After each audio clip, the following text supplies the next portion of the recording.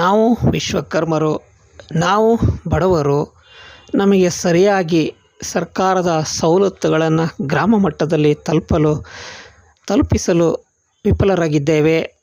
ಹಾಗೂ ನಮಗೆ ಯಾವುದೇ ಸರಿಯಾದ ರೀತಿಯಲ್ಲಿ ಸ್ವಾತಂತ್ರ್ಯ ಬಂದು ಇಷ್ಟು ವರ್ಷವಾದರೂ ಸಹ ರಾಜಕೀಯ ಸ್ಥಾನಮಾನಗಳು ದೊರೆಯುತ್ತಿಲ್ಲ. ಇದರಿಂದ ನಮಗೆ ಬೇಕಾದ ಸರ್ಕಾರದ ಸವಲತ್ತುಗಳನ್ನು ಕೇಳಲು ಬಲವು ಇಲ್ಲದಂತಾಗಿದೆ ಎಂದು, ಹಾಗೂ ನಮಗೆ ಜನಗಣತಿಯನ್ನು ಆದಷ್ಟು ಬೇಗ ಬಹಿರಂಗಪಡಿಸಬೇಕು ಹಾಗೂ ಬೇಲೂರಿನಲ್ಲಿ ಅಮರಶಿಲ್ಪಿ ಜಕಣಾಚಾರ್ಯರ ಪ್ರತಿಮೆಯನ್ನು ಮಾಡಬೇಕು ಎಂದು ಹಲವಾರು ಬೇಡಿಕೆಗಳನ್ನು ಇಟ್ಟುಕೊಂಡು ಪತ್ರಿಕಾಗೋಷ್ಠಿಯನ್ನು ನಡೆಸಿದರು.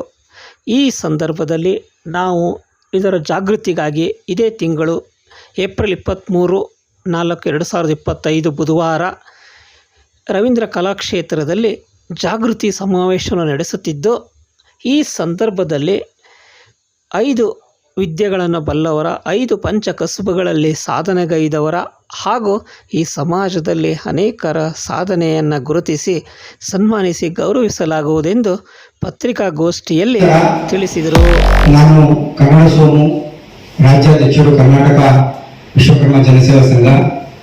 ಇವತ್ತಿನ ಪತ್ರಿಕಾಗೋಷ್ಠಿಗೆ ಆಗಮಿಸಿರ್ತಕ್ಕಂಥ ಎಲ್ಲ ನಮ್ಮ ಪತ್ರಿಕಾ ಮಾಧ್ಯಮದ ಮಿತ್ರರು, ದೃಶ್ಯ ಮಾಧ್ಯಮದ ಮಿತ್ರರು, ಅವರಿಗೆ ನಾನು ಮೊದಲು ಸ್ವಾಗತವನ್ನು ಕೋರ್ತಾ, ಇವತ್ತು ಕರ್ನಾಟಕ ವಿಶ್ವಕರ್ಮ ಜನಸೇವಾ ಸಂಘ ರಾಜ್ಯ ಮಟ್ಟದ ವಿಶ್ವಕರ್ಮ ಜನಜಾಗೃತಿ ಸಮಾವೇಶ ಹಾಗೆ ಕರ್ನಾಟಕ ವಿಶ್ವಕರ್ಮ ಸಿರಿ ಸಮ್ಮಾನ್ ಪುರಸ್ಕಾರವನ್ನು ಏನು ವಿಶ್ವಕರ್ಮ ಸಮಾಜದಲ್ಲಿ 5 ಜನ ಪುರುಷರು ಮತ್ತು 5 ಜನ ಮಹಿಳೆಯರನ್ನ ನಾವು ಗುರುತಿಸಿ ಅವರಿಗೆ ರಾಜ್ಯ ಮಟ್ಟದ ಒಂದು ಪುರಸ್ಕಾರವನ್ನು ಮಾಡಬೇಕು ಅಂತ ಒಂದು ನಮ್ಮ ಸಂಘಟನೆಯ ಎಲ್ಲ ಸದಸ್ಯರ ಪರವಾಗಿ ತೀರ್ಮಾನ ಆಗಿದೆ. ಈ ಒಂದು ಕಾರ್ಯಕ್ರಮ ಏನು ಮುಂದಿನ ತಿಂಗಳು ಅಂದರೆ ಏಪ್ರಿಲ್ 23 ಬುಧವಾರ ಮಧ್ಯಾಹ್ನ 2 ಗಂಟೆಗೆ ಬೆಂಗಳೂರಿನ ಪ್ರತಿಷ್ಠಿತ ರವೀಂದ್ರ ಕಲಾಕ್ಷೇತ್ರದಲ್ಲಿ ಈ ಕಾರ್ಯಕ್ರಮ ನಾವು ನೆರವೇರಿಸಿದ್ದೇವೆ. ಈ ಕಾರ್ಯಕ್ರಮದ ಸಮ್ಮೇಳನ ಅಧ್ಯಕ್ಷರಾಗಿ ಅವರನ್ನ ನಾವು ಇವತ್ತು ಶ್ರೀಮತಿ ಡಾಕ್ಟರ್ ವಸಂತ ಮೂಲ್ಯೂರವರನ್ನ ಈ ಒಂದು ಕಾರ್ಯಕ್ರಮದ ಸಮ್ಮೇಳನ ಅಧ್ಯಕ್ಷರಾಗಿ ಮಾಡಿದ್ದೇವೆ.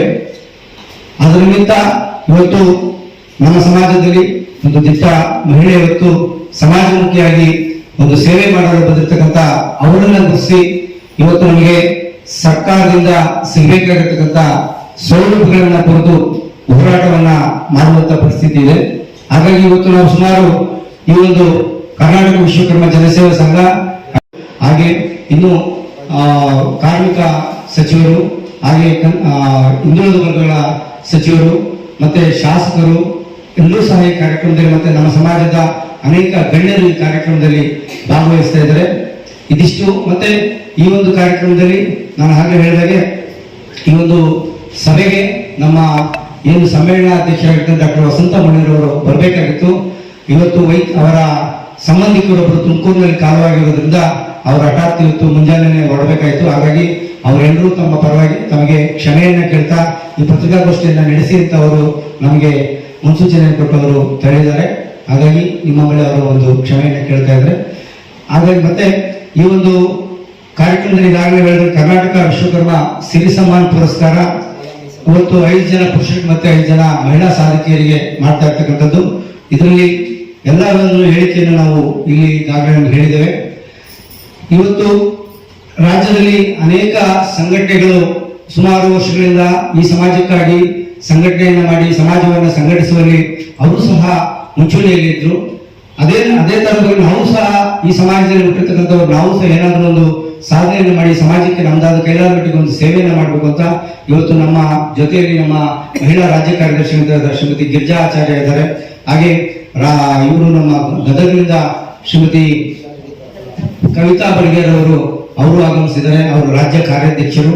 ಹಾಗೆ ನಮ್ಮ ಶ್ರೀ KT ಜಯಣ್ಣಾಚಾರ್ಯ ಅವರು ರಾಜ್ಯ ಉಪಾಧ್ಯಕ್ಷರು. ಹಾಗೆ ನಮ್ಮ ಸತೀಶ್ ಮುಳ್ಳೂರವರು ನಮ್ಮ ಸಮಾಜದ ಸಂಶೋಧಕರು ಮತ್ತೆ ಸಾಹಿತಿಗಳು. ಹಾಗೆ ನಮ್ಮ ಸಂಘಟನೆಯ ರಾಜ್ಯ ಪ್ರಧಾನ ಕಾರ್ಯದರ್ಶಿಗಳಾದ H ಪರಮೇಶ್ವರಾಚಾರ್ಯ ಅವರು.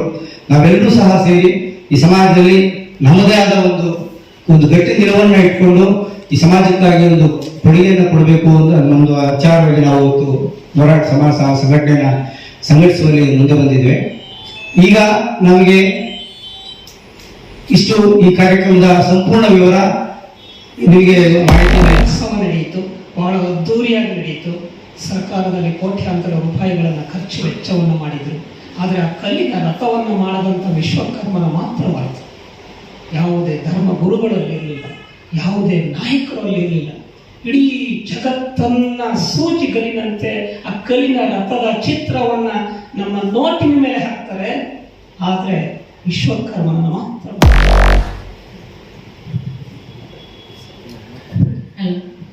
ಎಲ್ಲರಿಗೂ ನಮಸ್ಕಾರ.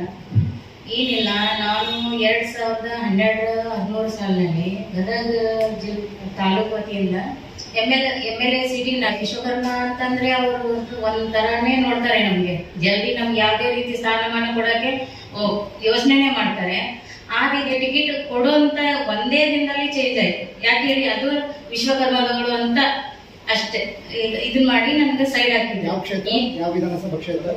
ಇದು